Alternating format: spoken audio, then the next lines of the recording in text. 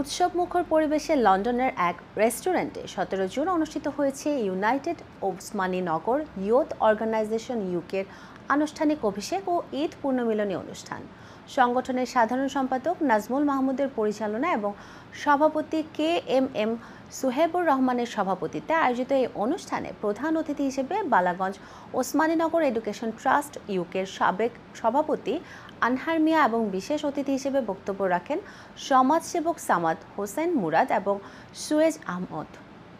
অনুষ্ঠানে আরও বক্তব্য রাখেন সংগঠনের সিনিয়র জয়েন্ট সেক্রেটারি মিনহাজুল আম্বিয়া জাকের, জয়েন্ট সেক্রেটারি হাফিজ শাহ মোজাক্কির আলী, কোষাধ্যক্ষ তানভীর আহমেদ, দপ্তর সম্পাদক শাকির আহমেদ, প্রচার এবং প্রকাশনা সম্পাদক মোহাম্মদ সুমেল আহমেদ, জন্নান মিয়া সহ অনেকেই।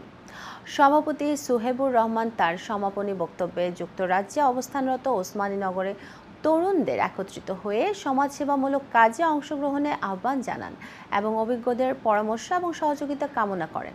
বক্তারা বলেন, প্রবাসী থেকেও দেশের মানুষের কল্যাণে কাজ করার এ ধরনের উদ্যোগ অত্যন্ত প্রশংসনীয়।